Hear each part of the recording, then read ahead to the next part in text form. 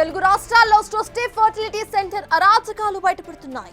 రోజు రోజుకు సృష్టి సెంటర్ బాధితులు ఒక్కొక్కరిగా బయటకు వస్తున్నారు. తాజాగా ఇప్పుడు బిగ్ టీవీతో ఓ బాధితురాలు తన గోడను వెళ్లబోసుకుంది. తన చిన్న కుమారుడు చనిపోయిన తర్వాత మళ్లీ గర్భం దాల్చాలి అని అనుకున్నట్లుగా చెప్పారు. అయితే తనకు పిల్లలు పుట్టకుండా ఆపరేషన్ జరిగిందని చెప్పినా పిల్లల్ని పుట్టిస్తామని నమ్మబలికించారని చెప్పింది ఆ యువతి. తన భర్త స్పర్మ్తో తొడ భాగానికి ఇంజెక్ట్ చేశారని చెప్పిన బాధితురాలు ఇప్పుడు తన కాలు వాచిపోయిందని చెప్పడంతో చేతులెత్తేశారని కన్నీళ్లు పెట్టుకుంది. తనకు జరిగిన అన్యాయం ఇంకెవ్వరికి కూడా జరగకూడదని చెబుతున్న బాధితురాలితో మా ప్రతినిధి సాహిత్య ఫేస్ టు ఫేస్.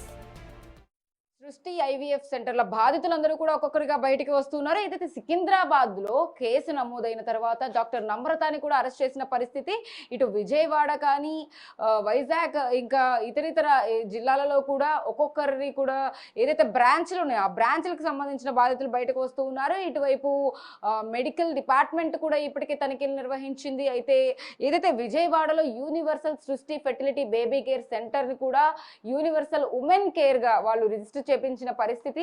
అక్కడ మా ఇంటి దగ్గర ఒక ఆమె చెప్పింది, నాగశ్రీయ ఆమె పేరు ఏదో ఉంటే, అక్కడికి వెళ్తే మంచిగా చేస్తారు, వెళ్ళండి, పిల్లలు కలుగుతారు, అక్కడికి వెళ్ళండి అని చెప్పారు. ఇంక చెప్తే సరే అక్కడికి వెళ్దాం, నాకు 2 పిల్లలు అయితే ఒక బాబు రీసెంట్గా చనిపోతే మళ్ళీ పిల్లలు కావాలని వెళ్ళాము. వెళ్తే ఆపరేషన్ చేయించుకుందామని వెళ్తే మేడం కాడికి వెళ్తే మేడం చెప్పారు, ఆపరేషన్ రీకెనలైజేషన్ చేయించుకుందామని వెళ్తే మేడం అదైతే ప్రాబ్లమ్స్ వస్తాయమ్మా, మీకు ఐవీఎఫ్ చేయించుకోండి, మేమే పిండాలను తయారు చేసి గర్భసంచిలో పెడతాం, మీకు ప్రాబ్లం ఏమి ఉండదని చెప్పారు. సరే అని నేను ఐవీఎఫ్ అని నాకు తెలియదు, అసలు ఐవీఎఫ్ ఏంటో కూడా తెలియదు. అయితే ఎంత అయితే మేడం అని అంటే, మేడం కరుణ మేడం లోపల ఉంటారు, ఆమెను అడిగితే 1,20,000 అయితే మ్యాక్సిమం చెప్పారు, 1,20,000 అయితే అని.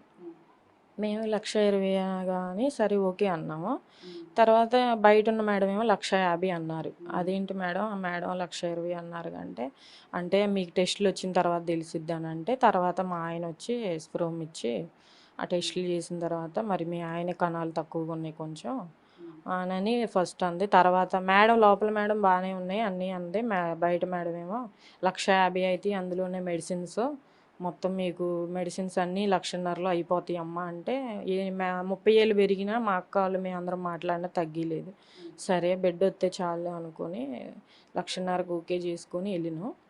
ఐవీఎఫ్ అంటే ఏంటో తెలియదు అని చెప్పినప్పుడు వాళ్ళు ఏమైనా ఎక్స్ప్లెయిన్ చేయడానికి ఒక సపరేట్ క్లాసెస్ అలాంటివి ఏమైనా తీసుకుని చెప్పారా దీని గురించి ప్రత్యేకంగా? చెప్పారు. అంటే ఐవీఎఫ్ అంటే పిండ అంటే మా అండాలను ఏదో పెంచి లోపల తర్వాత మా ఆయన సిబ్బంది చెప్పారు మీకు? వాళ్ళే చెప్పారు, మేడమే చెప్పింది, సరిత మేడం అని ఒక మా మేడం చెప్పింది. చెప్తే సరే అని మేము దానికి వెళ్ళినాం. దానికి వెళ్తే డేట్ వచ్చిన 2వ రోజు రమ్మన్నారు. డేట్ వచ్చిన 2వ రోజు వెళ్తే ఏదో ప్రాసెస్ కింద నుంచి ఏదో ప్రాసెస్ చేసి లోపల పెట్టారు ఎగ్స్. ఇక తర్వాత నుంచి ఇంజక్షన్లు 6th డే నుంచి స్కానింగ్స్ అవన్నీ చేసి బాగానే ఉన్నాయి, లెఫ్ట్ సైడ్ ఏదో పెదగలేదు అని అన్నారు, బాగానే ఉన్నాయి అన్నారు.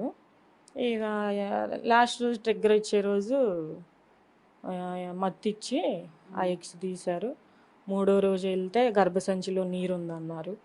ఆ గర్భసంచిలో నీరు తీయడానికి ఇంజక్షన్ ఏమో 6,000 అంట, మేడం వాళ్ళ ట్రీట్మెంట్ ఏమో 5,000, 10,000 అవుతాయి అన్నారు అదే రోజు. మరి ఆ 1,50,000లో కాకుండా మళ్ళీ ఎక్స్ట్రా 15,000 అయినాయి. ఇంకా అయితే సరే